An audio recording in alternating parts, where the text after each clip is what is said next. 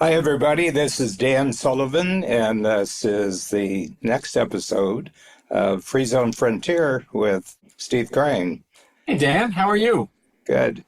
Steve, we were just chatting a little bit backstage, and we decided to make it front stage, talking about the thing of entrepreneurs at a certain point wanting things to be comfortable and convenient. That would be one way of looking at it, but they don't want to be in situations where they could fail. They think they've had all the breakthroughs that they need, as an entrepreneur. And you brought up an interesting topic that regardless of how you want to live your life, new technology has come on the scene, AI. Some people are feeling very, very disrupted by this, and they feel being sort of left behind where before they were sort of at the front of the pack, and now they're being made very, very uncomfortable. And it's not just that you have this new technology, but it's a new technology that is evolving in very, very quick fashion. And they're saying, did I lead my whole entrepreneurial life to get blindsided by this when I'm in my 50s or I'm in my 60s? And you've known people since you were in your 20s, and everybody was growing. I mean, you're having ups and downs, but now they say, I don't think I can do this again. What's interesting is, I started as strategic coach in my kind of mid to late 20s. It was like 27. And I remember in one of my first sessions meeting a lot of older entrepreneurs who were in their first sessions and hearing about what their entrepreneurial life looked like after a couple of decades. And I remember in particular, lifetime extender opening up my eyes to like redefining the next 3 years. And I was defining, 27 to 30, but there were people in the room redefining 35 to 38 or even 45 to 48. And I remember even people in their mid to late 50s. And of course, that felt like so long from them. But I remember the conversations almost with a little bit of admiration about people meeting me and going, oh my God, to be in my 20s again when you could risk anything and you could fail and it wasn't that bad, whatever. And like you saw the comforts of money and time and experience eroding some of the ambition to take risk. And I remember somebody said to me in one of those first breakout sessions we did, you can risk it. They couldn't risk what I could risk, at my age and where I was. And I remember being in student debt from law school and college and all these things. And so how much more debt could you go in and all these different things was different to somebody in their mid to late 40s or 50s. And I juxtapose that to the discussions today where now that I'm in my mid 50s, I'm 56, I'm seeing some of that same talk now among my peers. And AI, just like the internet was in the mid 90s, a disruptor and in many ways a multiplier of either success in what you're doing, or you might want to even check out because it's a new game and people aren't willing to take some of the risk associated with reinventing and reimagining how their entrepreneurial life converges with AI. And so the last thing I'll say about, and I've been talking about this a lot lately, around what used to be an advantage to be younger and able to take risk is now, I think, and maybe I'm just saying it because I'm in my mid 50s, having decades of experience now, having experience with success and failure, having experience with so many different companies, for me, CEOs and businesses, I feel like the advantage is now shifted to the older, more experienced entrepreneur who has decades of pattern recognition and taste and judgment and experiences that when you combine it with the raw intelligence of AI is a real multiplier. And I see people multiplying their unique abilities, but I also see it could also multiply dysfunction. So it's just a really unique moment in time. And I think the conversation as an experienced entrepreneur, an older entrepreneur, is very different than it was 30 years ago. And I don't know if it's the same game. One of the things that I've done to offset this is the difference of 5 years younger in the program that we're seeing people come into strategic coach right now who are, I wouldn't say late 20s, but they're certainly early 30s. And what I've noticed is that they're really technologically savvy.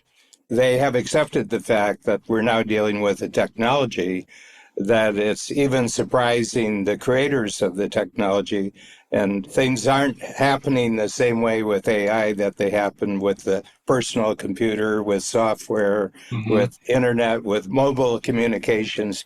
Part of it is that they think they have a lot of time forward. You know, they've got their 30s, 40s, and 50s. But I'm noticing one thing, our 3 books that we brought out with Ben Hardy and Hay House have become really good primers before people come into the program. And I haven't met a first year, a signature workshop. I haven't met too many of the entrepreneurial clients who haven't read at least the 10 times is easier than 2 times. You know, that's been a real big thing. And they come in and they're almost like a year in the program. Their very first morning, it's like they've been in the program for a year. Yep, they got some of the language and the words and the concepts and the frameworks down. Yep. Yeah. The other thing is we have 2 starting levels. We have above 200,000 in personal income, and we have above 500,000 in personal income. And the 500,000, we have more of those than we have the 200,000. So these are people who have quite a bit of economic freedom. The other thing is they have companies. A lot of them, when you came into the program, they essentially had created a insecure job for themselves, you know, because back then it was like I could be with, you know, lifetime in a company where I'm an employee in the company, or I'm like a commission salesperson, or but what I'm noticing is that they're making a lot more money when they're coming in to qualify. The 500,000 fill up really, really fast, but the renewal rate is higher for the 500,000 than for the 200,000.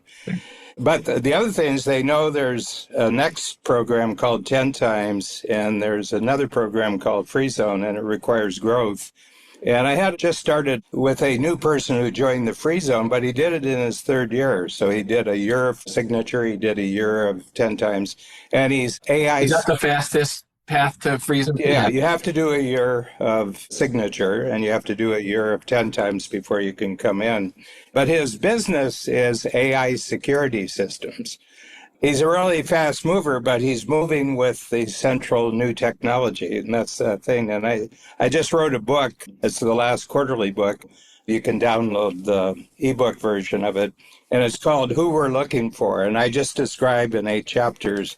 I'm modeling it because I have about 105, 106 of the Free Zone people. And I said, more and more, I want us talking a game that we're attracting people that when they come in the program, they want to get to Free Zone as fast as they can.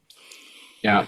The ambition today, going back to what I was describing about when I was in my 20s, now 50s, I think the future of an entrepreneur in their 50s or 60s even, who embrace AI, have a whole next 25-year layer on what they are going to need to do, want to do, and could do, that I don't think was as clear even 4 or 5 years ago how it was going to play out. I think you became, again, that narrative of it was a younger man or younger woman's game to play, you know, as a younger entrepreneur. You could use the technology better, you move faster, you weren't set in your ways. There was a lot more agile and ambition when you were younger. As I now look at it today, and I'm seeing this across a whole generation of entrepreneurs that are in my peer circles at my ages, and I'm seeing everybody define their next chapters very differently because AI has unlocked a really big multiplier of capabilities. And when you can bring the context of what you know and how you think and how you operate, and you combine it with AI, it's a real freedom multiplier.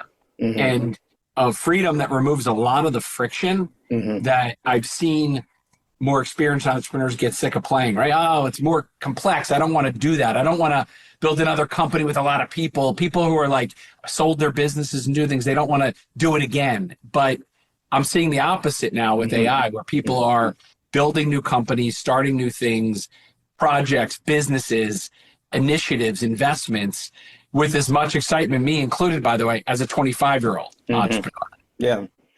Yeah, and I certainly feel that. I mean, I'm sort of like a one master dog.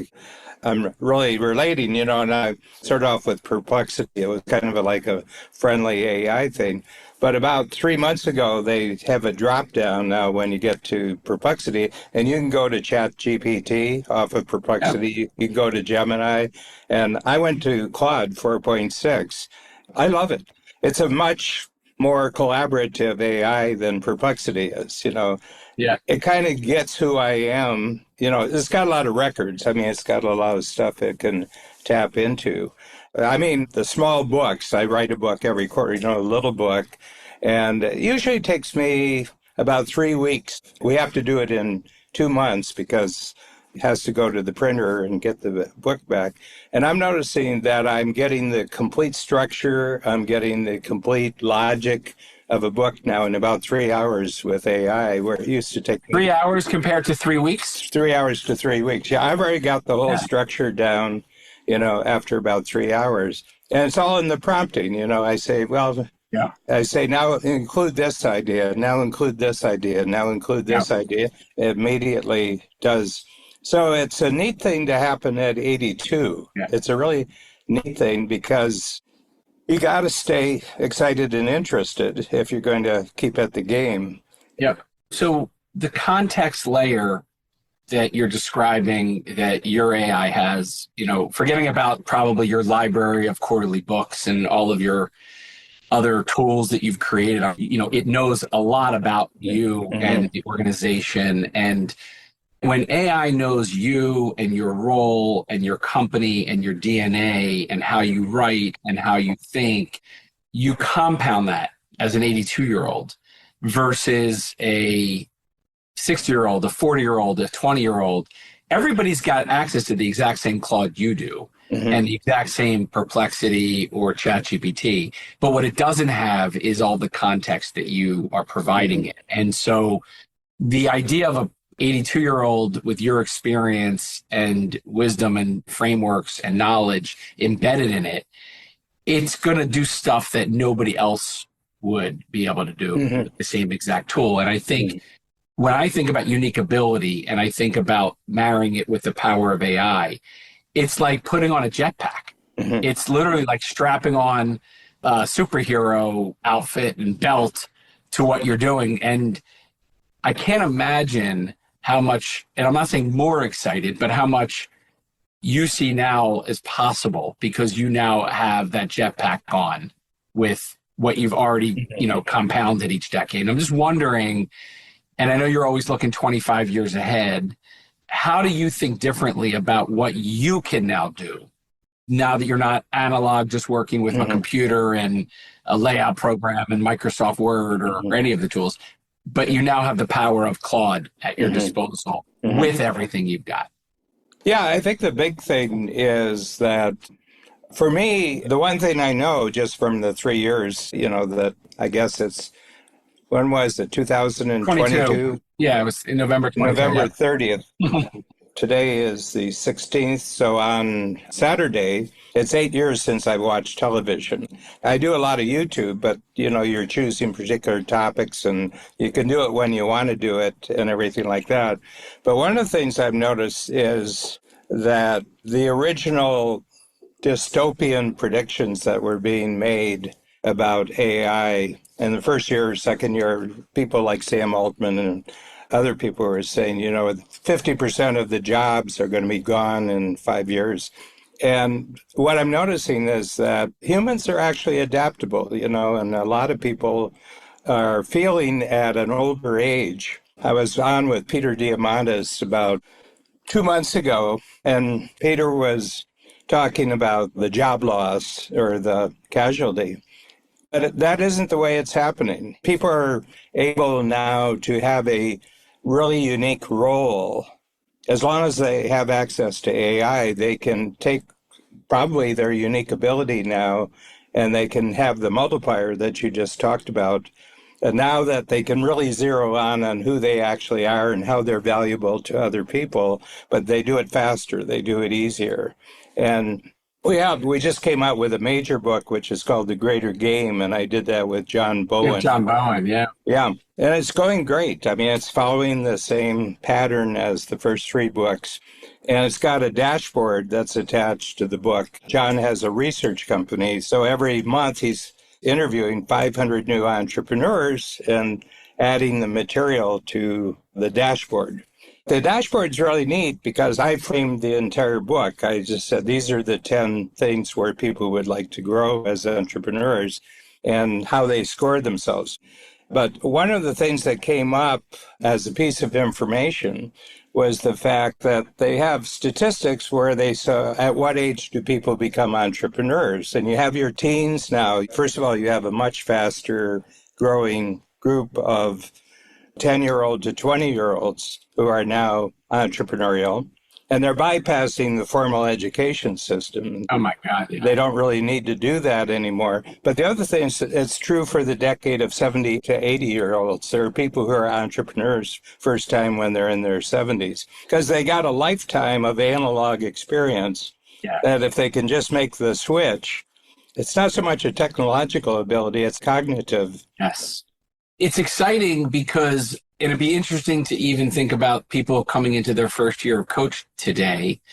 And I don't know if the envy hasn't flipped to imagine being an entrepreneur with all the experience now with this tool and technology, because I'm noticing when I talk to younger entrepreneurs about different aspects of business today, they don't know when their AI comes back and it's not right, or it's not real, or it's not practical. And I think that iterating with AI is much better with more knowledge, more experience, more judgment, more pattern recognition.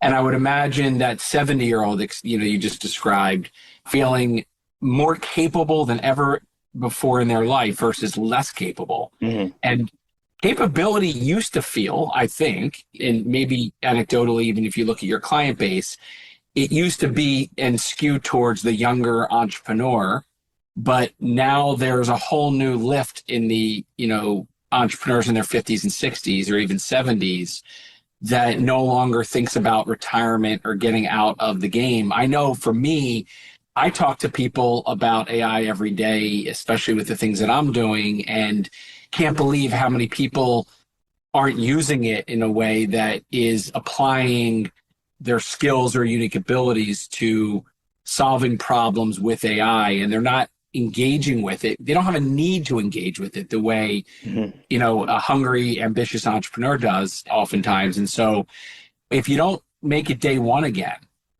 as an entrepreneur with these tools and think about, almost redefine your future based upon what you can do, you're missing a big opportunity. So if we go back a year when you had a bump, a big bump, what new things have emerged as opportunities that you wouldn't have even thought about a year ago? First of all, you're dealing with a topic where I've seen almost the greatest proven use of AI, and that's regenerative medicine. Yeah. My work, especially over the last, several months, has shifted beyond healthcare because of all the industries being impacted by AI. I think education and healthcare are going through massive transformation, but still operating in very old structures and political and financial limitations, if you will. And so they're still boxed in the healthcare world, whether it's how it makes money or how money flows, in education, how it operates, whether it's K-12 or even college or grad school. But I think when you look at entrepreneurship across every sector, one of the things I'm most excited about and that I'm doing most of my work on is how CEOs and leadership teams embrace AI to create alignment within their organization about what matters most to them. In particular, I think every technology, you're going back to the chips, 30, 40, 50 years ago, the internet, 30 years ago, mobile. These were all things that got delegated down to the technology department or the information department or the CTO or the CIO. And as companies got bigger, CEOs and leadership teams dealt with those technologies less and less. And it was more about delegating it down. And I think AI is the first time that, if it's not from the CEO, embraced at the CEO level and the leadership level and understood at the leadership level, then the big opportunity is missed to really redefine an organization and how it's going to leverage AI to redefine the next 5 to 10 years, when every organization, every employee is undergoing that question you brought up about Peter Diamandis said, which is, are the jobs going to be displaced, or are the types of people your organization needs to employ need to be different, need to be AI native, AI forward, AI first thinkers? Mm-hmm. I've read a number of articles, and they say the separation that they're noticing is, do you like thinking or do you not like thinking? My feeling is that the crisis is of people who didn't like thinking even before the technology appeared on the scene.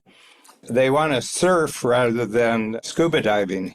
Like, I like thinking. I've created a lot of thinking tools. And what I'm really noticing, it's much more satisfying when you have a partner that comes back. To a certain extent, a prompt is a delegation. But what I notice is, if I can use a tennis analogy, I've got to really be an active player on the other side of the net.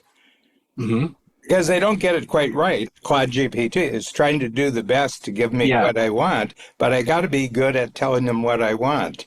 Yeah. The context library that you need to provide to it only comes from that sparring. It's almost like if it comes back with something wrong and you correct it, it's very different than it coming back wrong and you giving up. And I think the idea, I see this often, it's not about, taking that hour or two you would have spent and getting it done in 5 to 10 minutes. It's how can you use that hour differently to get much further with whatever it is you're working on. And I find one of the most exciting parts about using AI to iterate, to be creative and to innovate is you can take an idea a lot further than you ever could before. You didn't have to just, map it out and then hand it to somebody else who has to interpret it. And then they come back a few days later. And then by the time you see your idea fully implemented, it might be weeks or months. And not only does it not reflect what you originally thought, your thinking has improved and evolved so much by then. And so I feel like the time from idea to seeing something that you can play with, or, by the way, see living, has shrunk to being, in an hour or two, you can now build something that works the way you envisioned it, even if you're handing off something much more complete and thorough to somebody else to implement. So I feel like there's freedom now that you didn't have before in being able to take your ideas further. It's not just throwing it out. If you use your example of your impact filter, it's not just defining success and failure and the success criteria and then saying, now go do it. You're actually able to use that criteria to build something. And I think that's a big unlock. You can get a lot further as a visionary entrepreneur with AI tools than you ever could before. I found an example because, I do a lot of podcasts, but the one with Peter Diamandis is really interesting. I had a discussion with him and he really got interested in the idea. I said, I'm trying to find a historical precedent, something that happened in the past that is resonant with what's happening with AI. And I got it. There's a great book. It's called Money, The History of Humanity. He was a central banker in Ireland. His name is David McWilliams. And terrific book. And he's a great storyteller. Part of the reason is storytelling is really a great advantage. If you're a good storyteller with AI, you have an extra quality. Sorry, what did you say his name was? David McWilliams, McWill. Gotcha. Got it. And it's called Money, the History. And he says money is our central technology. He says if you really want to know what improvement, and he said I can go back 5,000 years to the Middle East. There was a city called Sumer 5,000 years ago, and he showed a story of a beer maker. He's the first human that's actually recorded anywhere in human history 5,000 years ago. His name is Kazim or something like that. And he had just taken a loan of barley, and it was a 2.5-year loan, and he was paying 33% per year, and he thought it was a real deal, and it's put in clay and everything, and they found the story. but he was borrowing money, a lot of barley, because barley was actually the currency. That's what they did. A day's work is worth a bushel of barley. They had to find some constant. Apparently, he was a good beer maker because 33% interest, apparently thought it was a good deal or it was the only deal. So I got really interested in his book, but he talks about the revolution, the cognitive revolution that happened, and it started in Sicily, as far as he can see, where European entrepreneurs were dealing with Arab entrepreneurs, and the Arabs had inherited zero, the whole concept of zero. You had 9 numbers and you had zero. And he said this is one of the most revolutionary things that ever happened, because they were still using Roman numerals and tried to do fast division and multiplication with Roman numerals. It's a 6-week job to get an answer. And he said they noticed these merchants that came from North Africa or the Eastern Mediterranean. And he said they could sit there in their head and they could just immediately, good deal, bad deal, I'll go for that, I won't go for that. And within about 5 years, the Sicilians had 10,000 children, students, actually learning how to do zero. The big thing is it was a cognitive revolution. And this is really what I think AI is. It's you having a different relationship with your brain. Mm-hmm. Well, I don't know if any of this came from your book. You're thinking around on your podcast with Shannon, you were talking about subjective versus objective and what is true about what AI can do and not do and what humans can do and not do. Does that tie to any of the history of money thinking, or is that a different thread? I found that very interesting, easy way. Yeah, he goes into double entry bookkeeping. He goes into compound interest. He said these are fundamentally cognitive breakthroughs. Mm-hmm. The thing I think is interesting about it, from my standpoint, being who I am and strategic coach, is that anything that gets me thinking in a new way or a different way is really a big deal, because you don't have ambition at 82 unless you're excited about the way that you can go about your thinking. Yeah. Are you finding anybody at your age even close to thinking about or leveraging AI the way you are? Mm-hmm. No. Yeah. I brought up the subject of medical science, that my sense is the thing that we do most with David Hasse is plasma transfer. Mm-hmm. We have 2 IVs, one out of this arm, another one going back into this arm. The blood goes out, it gets put through a centrifuge, the plasma is taken out, and new albumin is put in. David Hasse is pretty cutting edge. And he's got really, really long studies of people using plasma exchange where it stops dementia and it starts repairing dementia. Then he said it has to do with having clean blood. And he says blood slows down when it gets thick. And if you can constantly renew the youngness of your blood, he says the oxygen gets to the brain faster. And he says a lot of people slow down because their brains aren't as fast. The blood going through their brain, it's just slowing down. It's thick blood. I feel like I just changed my water filter under the sink. There's 2 different filters, but one of them, you don't have to change until like 2 years and it starts to blink and, you have to do it. I'm bringing this up because what you just described made me immediately think of, we were very used to a slower drip out of the filter faucet. And it was slow, by the way, over time, but we didn't realize what it used to be. So I changed it last night. And it's literally like a fire hose now. Yeah, it's the exact analogy. Yeah. It's hard to tell because Babs and I are doing a lot of different things, but I think the stem cell, the brain stem cell that we're doing in Buenos Aires with the scientist's name is Moviglia, and he's going through the FDA in Washington. He's gotten his green card. He's starting to get patents for his process that he's been developing over 45 years, and now he's got some real connections in the U.S. that probably in about 2 years, what we're doing in Buenos Aires will be available in the United States. So my air miles, I won't get as many air miles, but I can do it. Where's that going to be, Dan? It's under wraps right now because it's not a done deal yet. Yeah, that's great. That's going to be a big breakthrough. But he's about 75. He says, I'm into the best zone of my scientific research right now. And, he's got issues like a lot of people do. But the thing that I notice is my level of excitement about what I'm doing. For me, this is year 52 since I became a coach. And the stuff that I'm thinking of right now and the patterns and the insights I'm seeing, I've never had them like I have right now. But I wouldn't be if I hadn't done all the medical work over the last 10 or 20 years. And now, if you're clear how you'd like to be at an even older age, like I'm now bouncing off 100 in all my planning, it's 18 years from now. And I said, I need to be improving every quarter up here to pull this off. And so there's this excitement of what you're actually doing, but the fact that AI is now such a big part of the medical profession. Yeah. So, when I brought out my plan for living to 156, the book, I was in my 40s when I did that.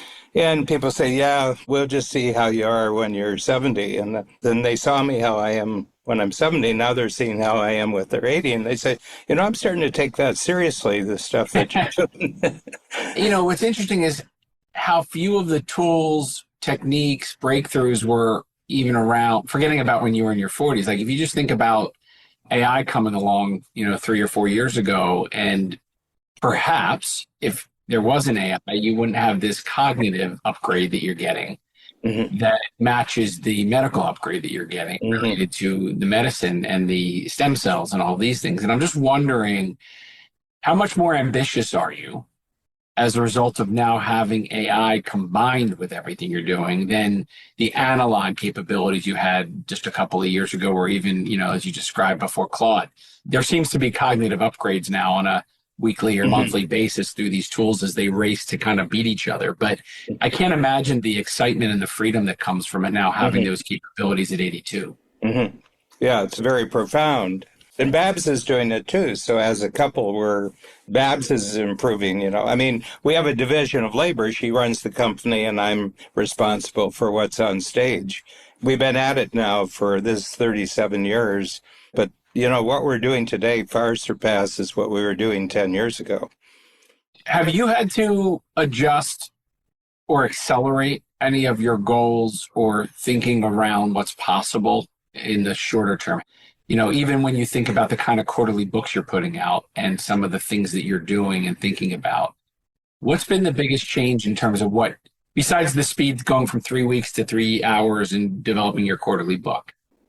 Yeah, I think the biggest thing is we had CoachCon again this year. So we did it in Orlando in June, and we had Angus Fletcher as our first speaker.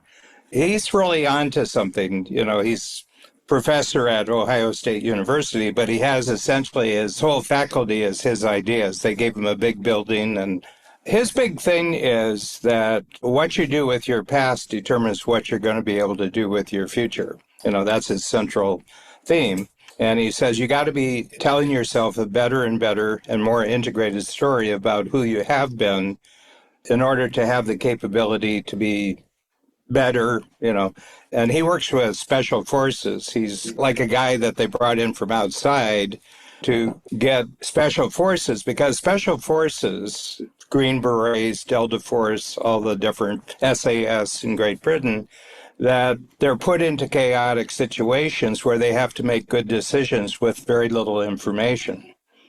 And I said, that kind of sounds like entrepreneurism to me. Yeah. But he said the big thing is that every special forces person has to have a story about who they've been up until now, because it's their story that enables them to make really fast decisions. And it's not a story they share in common with other people. It's just their story. And if I'm in a dangerous situation and I have very little time, I have very, very little resources, how do I make a good decision? And it's not logical. It's just that you've handled these type of situations in your past, and your brain is fast enough that once you identify the situation that you're in right now, you make a decision.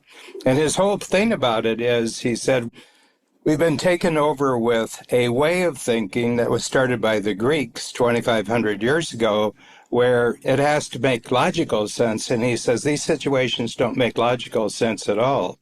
And he said, but you instinctively know from your grasp of who you've been up until now, this is the way you're going to go. And it's instantaneous. And he said, logic is for arguments. Storytelling is for action. You have to perform action. So what's the best story? And that's what I'm noticing, with all the medical work that we're doing, is people say, we do this or we do that. And I said, that one's a lot better. And they say, well, why is it a lot better? I said, it feels a lot better. There's more energy. Yeah, but does it make logical sense? And I said, I'm not having an argument. I'm trying to create a successful action. And I think entrepreneurism is about what's the successful action that you have to take. Yeah. Circling back to the subjective, objective view of things, I was just thinking about the feeling you just described, subjective. How do you think that plays into, is there an unlock when people embrace that difference with their use of AI? And is there a blurring some people are doing of where their thinking about their thinking merges with AI thinking? Do you see that being a big unlock, or is that more just an observation? No, I think that's a big unlock. And some stories that I've heard about what Anthropic is doing sort of indicates to me that the main goal for a lot of the AI pioneers, the people who are doing the technological work, is that they realize that the human brain doesn't operate like a computer. Ray Kurzweil believes, well, it's all just computing, and at a certain point, the machines are going to be faster than the brain.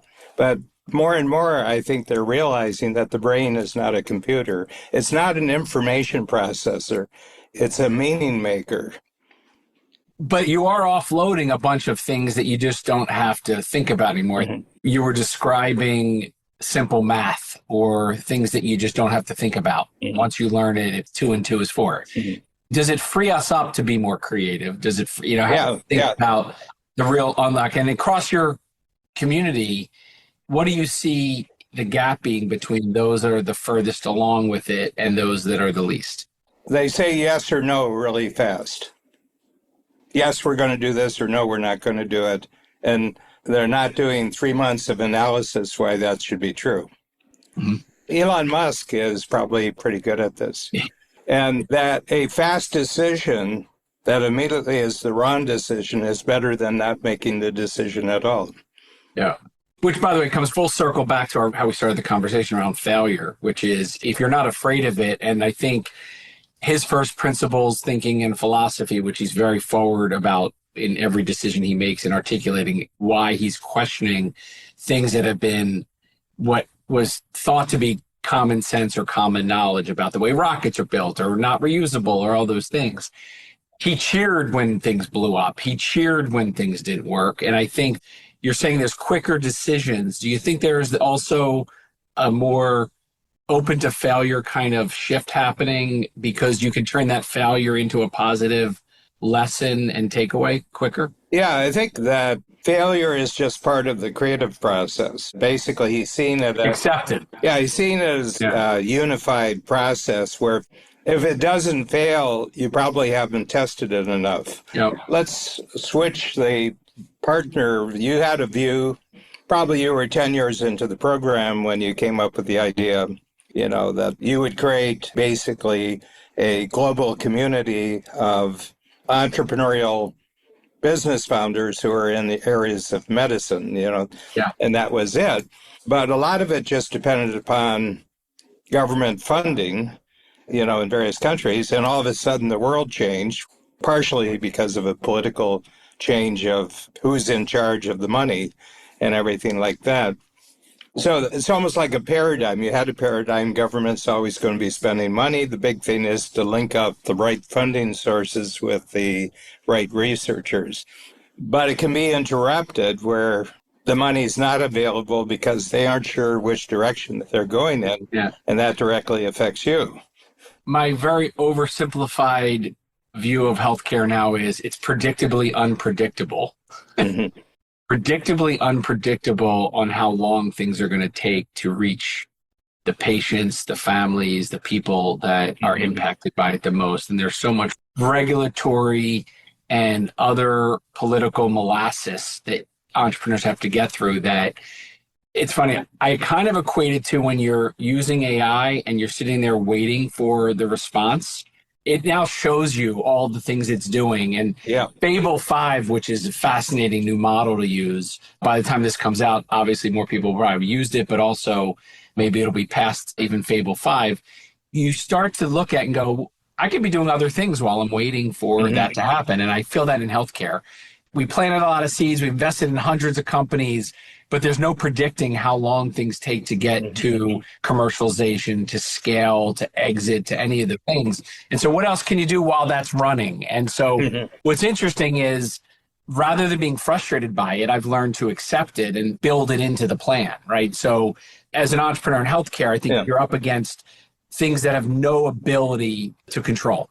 Yeah. Other industries outside of healthcare, there's entrepreneurs building and executing and getting commercialization scale on a different timeline. Yeah. So I look at it as now a piece of what I'm doing, not the only thing I'm doing. But regardless, I think the capabilities that we now have as entrepreneurs in 2026 when we're recording this is not only never been seen before, but it's at a level that you can take it. I think over the next 5 years, by the way, in healthcare as well, over the next 5 to 10 years, you're going to be able to see things and get things done that were never possible before. And so I think the rules are being rewritten in a lot of ways because of what's possible with AI. Yeah. I spent a lot of time reading historical fiction, and there's this British writer by the name of Andrew Wareham, who I don't think really started writing his stories until he was about 60 years old. He'll take a section of British history. A lot of it is around the sailing days, the great golden age of sailing before metal ships. First of all, they were wooden ships. They were wind-powered. But he never goes to paper with any of his books. They go strictly to digital. So he doesn't wait around. I mean, we had the new book, The Greater Game, which came out in May, and we have the Casting Not Hiring coming out with Jeff. Book publishing is the last of the great 19th century industries because they have very, very slow processes. But I only write books to get people to sign up for the program. I mean, the money that you get for writing a book, it's just change. That's why the first 3 books, we didn't take any money at all. We just wanted to reward the writer who actually did the writing so that he would write them fast. But the big thing is that just going back to the point that you're talking to, you now have wisdom where you didn't have wisdom before. Yeah. Where you're surfacing it more. Yeah. And the big thing is that I'm working with a writer who's only written 1 book in his life, but I've written 62. And I just realized how you create a book and how you go along and who you have to have on the team. I just know the time frame that you could do it. And someone who's only written 1 book or maybe no book at all. Ben Hardy had never written a book before we started. He was a graduate student at Clemson. He was just getting his PhD. But he was a blog writer. He wrote on Medium. He was the top Medium writer. I just said, the editors at the publisher will get to our manuscript when they get to their manuscript. They're doing 60 books this year. You're one of 60, and you got to take a ticket and stand in line. But I think that there's a sense that I think smart people are going to get smarter, and I think that non-smart people aren't going to improve at all as we go along with AI. I think there's a great divide that's already happening with AI. Very unequal. It's creating an enormous inequality, and it doesn't correspond to who used to have the highest status. It's the people who can develop thoughts and get them into action the fastest and in the best possible way. Yeah, so I want to come full circle to something that you shared at least 25 years ago, and I know it was not even in my worldview in my 20s or 30s, which was the retirement trick tool that you used to do as part of the original first couple of years of the program. And I remember my mind being blown, at that age, hearing about not retiring and the idea of a mindset shift or a mind shift that occurs when you flip that script from how you defined retirement. I thought that would be a nice way to end this episode because the way you used to define the retirement trick, and by the way, you were also a lot younger, so I can't imagine your perspective of how you defined retirement, now how you've seen your peers probably a decade or two ago retire. Mhm. How does AI change your thinking about the retirement trick? Well, first of all, I think that technology is on my side, and I think that time is on my side because I'm in far better physical shape, just according to the tests, at 82 than I was at 62. We do complete bank of tests, top to bottom, 3 times a year with David Hasse. I was there about 3 weeks ago in Nashville, and they took out 42 vials of blood and they went off to 10 different labs around the country. And then we get a big bank. And if we even look to when we started this process in 2022, it's 4 years right about now. I'm just better, by all the standard tests. So my sense is that 4 years from now, the tests are going to even be better. The big thing is you die because you didn't test. Really, I'm at the point now where I say the people who die didn't get tested or they got tested too late. So you got to be doing the test all the time, more so when you're in your 80s, because cells don't develop at the same speed. They reproduce 50 times every cell in your body, and they haven't solved that issue yet. But staying on top of it is really, really important. People said, don't you think you're going to die? I said, I am going to die, but I'm going to die on stage. In other words, I'm going to be in the middle of what I'm doing. I'm not going to retire and go to the departure lounge and spend 15 years in the departure lounge waiting to die. Yeah. I'm just going to push it. And Elon Musk, I think he's very insightful on more levels than technology. But he says, I'm not for this living forever. He says people should die. First of all, they get a sense of urgency of making an impact while they're alive. He says that's one thing that death does for us. But going back to the retirement conversation that you were talking about, I said there's two things that you want to retire from. You want to retire from activities that you don't like doing. Mm-hmm. You want to retire from people that you don't like hanging around with. I said just make a clean sweep of getting rid of everything you don't like doing, and then just only have people that you like around you, and that's retirement. Yeah. The way you defined retirement was also impactful because I think the idea of what do you do, I do think what you could do as an entrepreneur in your 60s or 70s before has now changed because of AI. But can you describe how you define retirement or what retirement means, the definition? How it plays into people's mindset about not only going through it, but after. Yeah. Well, there's two things. They retire racehorses and they retire battleships. What it means is you're taken out of use. I can't wait till 15 years from now when I get to be taken out of use. It just doesn't seem to me a compelling offer.